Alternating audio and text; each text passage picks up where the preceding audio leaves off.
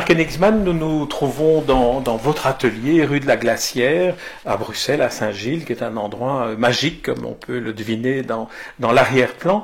On est ici pour parler en fait d'une exposition qui aura lieu à la fin du mois de mai et qui aura lieu dans un autre endroit, qui est un endroit aussi un peu singulier, qui est l'atelier des Capucins à Mons, un atelier qui est en même temps une salle d'exposition, qui est un ancien monastère reconverti en salle d'exposition par Richard Miller.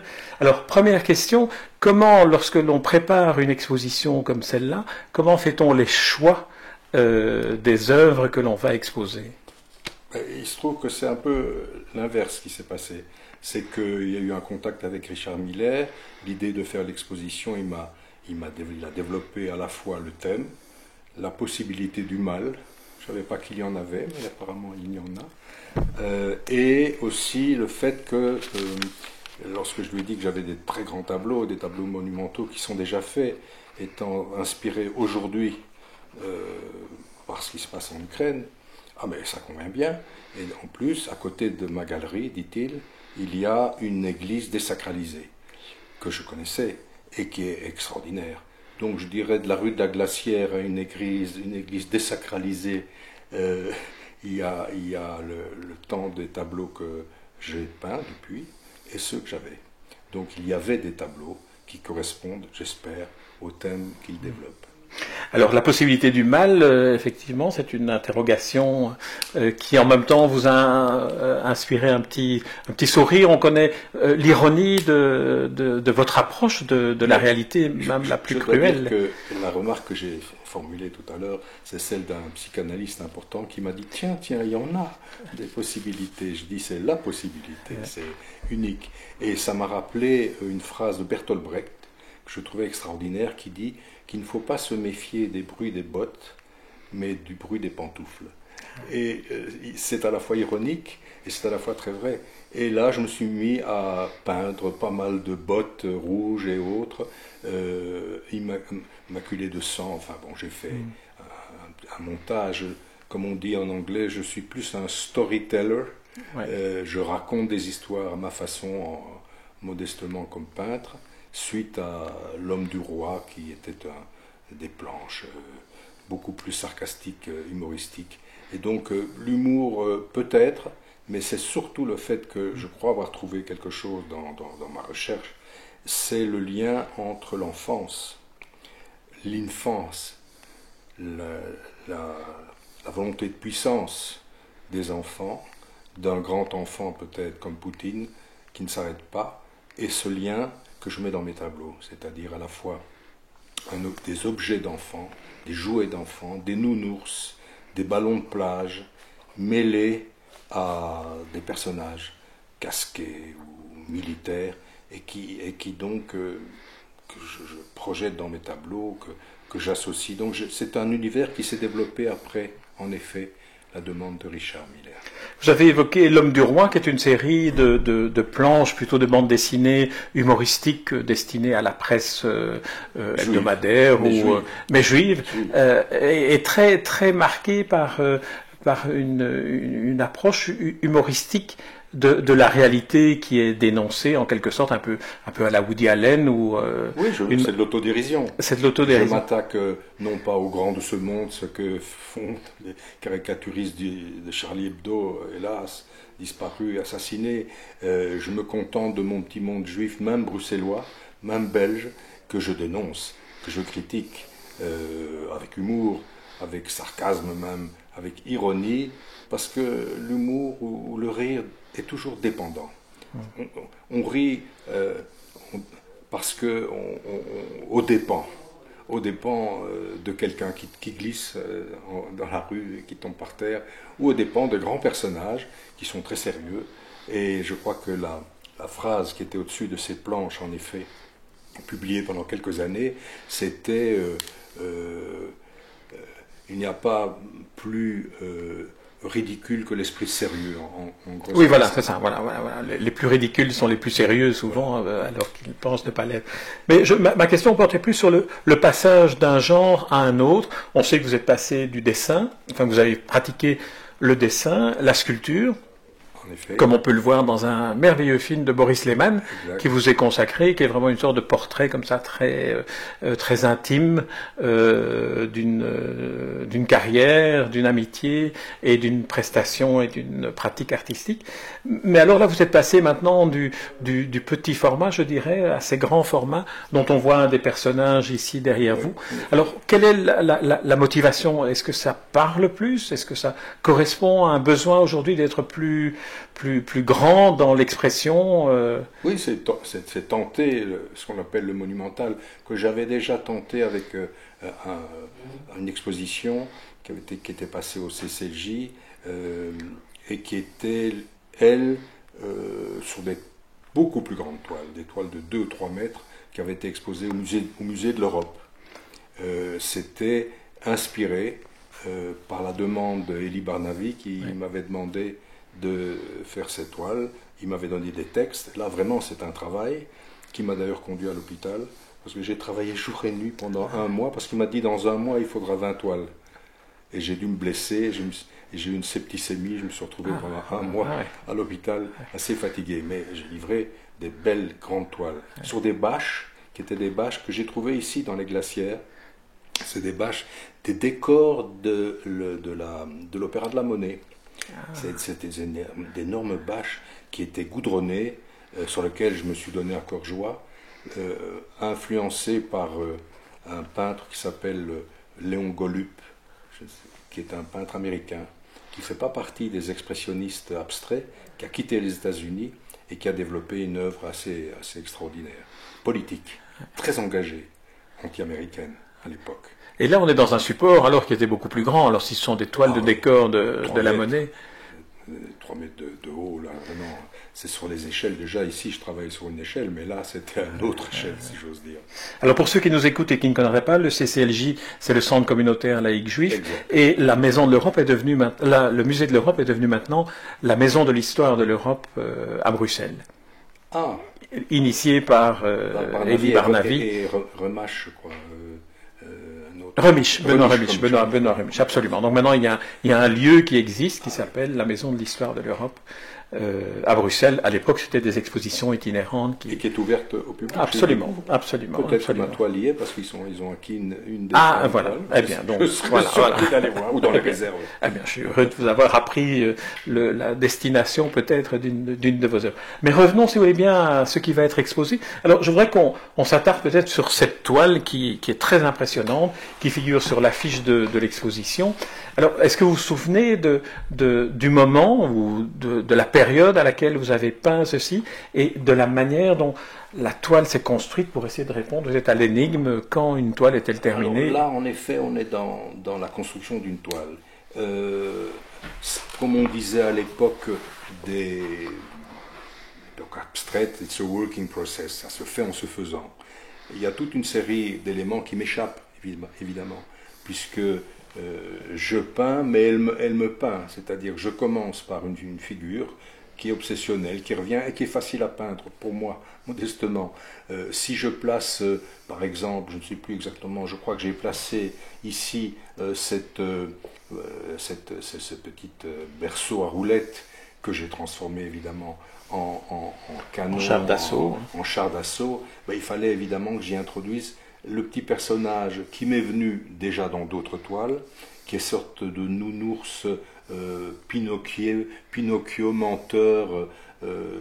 Donc chaque fois c'est pareil, hein, on cherche à se distinguer de ce qu'on pourrait faire. Ça c'est certainement une recherche que je poursuis, et j'essaie de gauchir ma recherche vers ce qui est plus facile pour moi. C'est plus facile pour moi de peindre à la manière un peu bande dessinée, peut-être naïve on pourrait dire, qu'à la manière de Michel-Ange. Hein. C'est pas mon niveau. Donc je reste dans mon niveau, c'est bariolé, même si je fais des recherches sur des unicolores, et j'y introduis en effet toute une série de jouets, les canards. Ici évidemment il y a des petites références à une arme. Bon, je pense que les gens vont construire tout de suite mon propos, hein, qui est donc de faire télescoper cet univers de l'enfance avec ce ballon ce petit nounours pathétique qui m'est venu plus tard. Donc les objets arrivent pour des raisons de construction de la toile. Si j'ai ici du verre, là on rentre un peu dans la technique, je sens, c'est comme un compositeur, il y a un manque, il y a quelque chose qui manque, qu'est-ce que je vais faire? Alors je place devant quelque chose, et puis si c'est pas bon, je l'enlève. Donc la toile se fait en se faisant, et puis après ça il faut tout bien verrouiller plastiquement, et après je m'assieds, je regarde ma toile, et je dis, elle est finie mais pas achevée. Ah voilà, oui, c'est ça. Parce que c'est Baudelaire, l'artiste ouais, moderne. ouais. Picasso avait bien dit d'ailleurs, on achève une toile comme on achève un taureau. Donc elle est finie pour moi. Alors elle est finie pour vous, mais pour le spectateur qui la regarde, elle ne fait que commencer. Exact. Alors moi je voulais vous proposer peut-être une première réaction, qui est celle du visage de ce Pinocchio, qui est en même temps tragique, qui est en même temps placé dans l'obligation de se taire, comme s'il y avait des secrets qu'on ne pouvait pas dire, avec cette bouche couturée, et des yeux qui ont l'air effrayés autant que le personnage est effrayant. Alors toutes ces contradictions, elles ne sont pas délibérées, elles viennent dans le regard de celui qui regarde, ou il y a un message du peintre? Et je pense que si j'avais pris des nounours que l'on voit sur Internet, j'avais quelques modèles, c'est pas très compliqué, ils sont tous souriants, c'est vraiment des jouets pour les enfants, un teddy bear. Il se trouve qu'après coup, là c'est l'inconscient, que moi je m'appelle Richard. Et en hébreu, mon nom c'est Dov. Et Dov, c'est l'ours. Donc, c'est de l'après-coup, évidemment. Mais la première démarche, c'est en effet d'avoir mis un ours dans d'autres tableaux, de l'avoir dans la main. Et donc, ensuite, de lui donner une expression. Et tout de suite, cette expression-là m'est venue.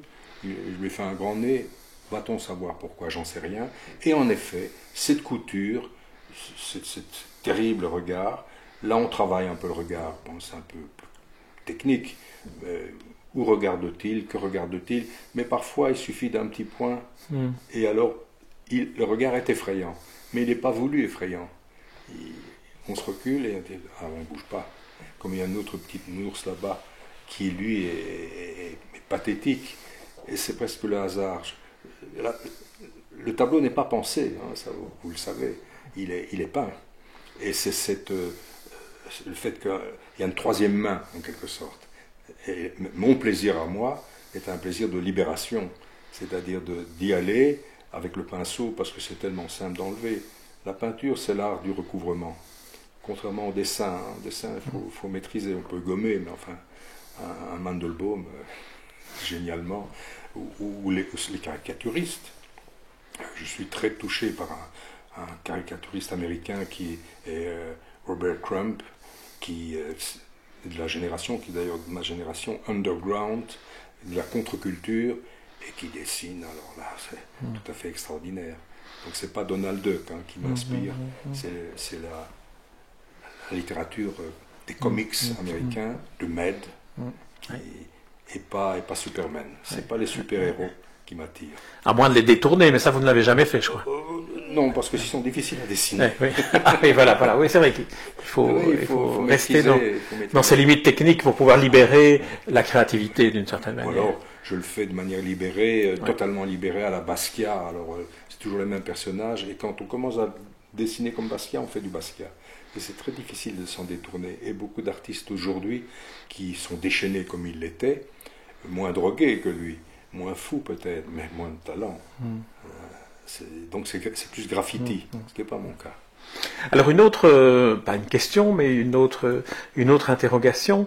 On a parlé d'inconscient, on a parlé de psychanalyse, on a parlé de la guerre d'Ukraine que l'on ne peut pas ne pas évoquer, on a parlé de Poutine, de cette figure quand même à la fois inquiétante, lisse, qui semble imperméable. Et c'est aussi une énigme de se dire, mais qu'est-ce qu'il y a derrière le masque? Est-ce que ce sont des éléments et comment vous inspire-t-il, s'il vous inspire? Si cette actualité est présente en permanence autour de nous, de quelle manière se transfigure-t-elle chez l'artiste? D'abord en introduisant les couleurs jaune et bleu, qui est le signe qui disparaît maintenant dans les tableaux que je fais, mais à l'époque, il y a un an à peu près, c'était la couleur. une sorte de solidarité, qui est très critiquée dans ma communauté. Parce que certains me disent, les Ukrainiens ne m'en parlent pas. Dans la communauté juive, pour être. La communauté humaine, peut-être, si j'en sais rien. Mais oui. Donc là, je me sens très solidaire. Là, vraiment, je ne vais pas développer le thème de la démocratie. Aujourd'hui, c'est les paroles de Macron par rapport à la Chine. Donc, il y a beaucoup à dire. On vit vraiment une époque que je ressens pré-fasciste. Il y a quelque chose qui se passe. Et je suis un artiste non seulement engagé, modestement engagé, mais quand je vois ce que produisent, quand on voit sur Internet ce que produisent beaucoup de jeunes artistes, qui ne sont pas dans les pays qui sont touchés, comme le Liban ou l'Iran, etc. Mais aujourd'hui, toutes ces foires internationales, Affordable Art, ou d'autres, c'est tellement poutinien, c'est-à-dire lisse, admis, sans bavure, pas de politique, si ce n'est Black Matters, Black Lives Matters. Là, il y a un courant un peu de mode, c'est très bien. Introduire des noirs dans les tableaux, si c'était très très très bien peint, d'accord, si simplement parce qu'il y a un effet de mode. Le mode des peintures chagaliennes et juives, c'est un peu dépassé pour le moment, mais c'est pas le problème. En tout cas, oui, je me sens très touché par ce qui se passe, et j'ai un peu peur. Je suis né juste après la guerre, je suis un enfant, disons, après la Shoah, et voilà, on a touché les bénéfices de la paix, et on commence à payer quelque chose. Et ça me fait très peur. Plus, si je dois développer le wokisme et autres narratifs et sémantiques. Qui sont finalement des contraintes que l'artiste peut ressentir comme telles, plutôt que des stimulants pour la créativité. C'est-à-dire de quoi on parle? La guerre d'Ukraine n'est pas une contrainte. Non, le wokisme. Le wokisme, je ne parle pas. Je ne sais pas s'il y a des aspects wokistes dans la peinture, j'en sais rien, probablement. D'ailleurs, oui, il y en a. Il y a la célèbre exposition qui devait être faite aux États-Unis et en Angleterre de Philip Guston, qui est un peintre qui m'influence beaucoup actuellement, et qui dénonçait le racisme, lui ayant assisté à des scènes vraiment racistes, très graves. Cette exposition a été annulée aux États-Unis et à Londres. Je crois qu'elle va finalement être produite en 2024. Et bien voilà quelqu'un qu'on critique au nom de cette nouvelle idéologie wokiste, parce qu'il est blanc, et un blanc n'a pas à soulever les problèmes qu'ont vécu et dont ont souffert les Noirs. Donc c'est hallucinant, et c'est un très très très grand artiste, Philip Guston. Comme dans beaucoup d'idéologies, c'est l'excès qui nuit, c'est l'excès de wokisme qui finalement nuit à ceux qui... Et les censeurs, et les galeristes, et les conservateurs qui s'inclinent. Il va y avoir au café laïque ici à Bruxelles, Elia Chef, qui est venue, qui est une sociologue, qui est venue parler il y a un mois, qui s'est fait injurier, sur lequel on a jeté des excréments, etc. Elle repasse, je crois que c'est demain, je ne sais pas exactement, sous protection judiciaire, parce qu'elle va dénoncer, elle va expliquer ses pensées et ses analyses sur le wokisme, justement, et les excès, et la censure. Alors on sait, on vous a souvent interrogé à ce propos, que vous appartenez à cette communauté juive, mais en même temps sans y être nécessairement enfermé. On ne peut pas définir un artiste sur base d'une seule communauté à laquelle il appartiendrait et dont il ne pourrait s'échapper par l'art. Oui. Est-ce que ça correspond à votre approche de... C'est deux combats. Chagall disait je parle de mon village, donc je parle du monde entier. C'est un aspect. Donc à ce moment-là, d'être dans la communauté, pour ce qui concerne les thèmes développés et les peintures qu'il produisait. Mais, je me compare évidemment pas avec lui, mais je suis laïque, je suis juif d'origine, on ne va pas développer aujourd'hui toute une réflexion sur l'identité. Je me sens proche de ma communauté, je me sens proche d'un combat pour l'existence de l'État d'Israël. On ne va pas développer les thèmes politiques ici, mais en même temps, je me sens très, très libéré. D'ailleurs, toutes les critiques que je faisais avec l'homme du roi pour les auditeurs, mon nom est Königsmann. Oui, oui, bien sûr, oui, évidemment. C'est l'homme évidemment, du roi. Oui, oui, Eh bien, je dois dire que j'y allais vraiment dans la communauté juive, contre même des dirigeants de la communauté juive. Et après l'attentat de Charlie Hebdo, j'avais reçu un coup de téléphone de journalistes israéliens qui m'avaient demandé si j'aurais publié comme eux. Donc, dénonçant alors l'islamisme, etc. Et j'ai répondu non. Parce que j'ai peur, que j'ai une famille, et qu'il faut être vraiment courageux. Mais dans la communauté juive, c'est ça que je voulais vous dire. Il n'y a pas de réaction, je ne risque pas ma peau. Alors, dernière question, c'est une question qui vise à aborder un autre aspect de votre art, qui est celui de le combiner avec l'écriture. Vous avez publié 2 ou 3 livres dont vous faites les illustrations, si on peut appeler ça illustration, ou la dimension plastique, et accompagnant ainsi des écrivains. Qu'est-ce que ça apporte, le fait d'entrelacer l'image et le texte? Le texte, moins. Certains textes, je garde pour moi. Bon, j'ai publié avec Jacques Socher, mais la plupart du texte, c'est lui qui l'a écrit. Oui, il y a quelques interventions, parce qu'on a collaboré. Par contre, avec la musique, avec le violon ou la guitare, là, il y a vraiment une relation, je crois que je dois souffrir de... Ça s'appelle la cybercinétique, je ne sais plus. C'est-à-dire, quand il y a une impulsion qui soit picturale, ça développe en moi, en effet, une excitation musicale. C'est pas une maladie, mais j'ai ça. C'est-à-dire que quand je joue du violon, je joue tous les samedis dans les Marolles plus hautes avec des jazzman, j'amuse beaucoup. Il y a vraiment des couleurs. Et quand je peins, il y a le frottis de la toile, il y a la sensation, ou je pourrais dire musicale, et au niveau des tonalités, j'assombris ou j'éclaircis, et j'entends pratiquement des notes plus aiguës ou des notes plus graves. Là, il y a quelque chose tout à fait inné que je ressens, et là, il y a vraiment un entrelacement entre les deux. Et c'est un peu pareil, finalement, la peinture, la musique. Je ne suis pas le premier à développer ça, mais ça, c'est très fort chez moi. Très bien, Richard Königsmann, je vous remercie pour cet entretien, et je donne rendez-vous à celles et ceux qui nous écoutent à Mons à partir du 26 mai, mais aussi peut-être l'occasion pourrait être donnée de venir dans votre atelier et de découvrir cet univers particulièrement stimulant de voir un artiste dans son antre, qui est une antre extrêmement agréable. Même si c'est voilà, c'est à la Glacière, c'est rue de la Glacière. Merci Richard Königsmann. Merci.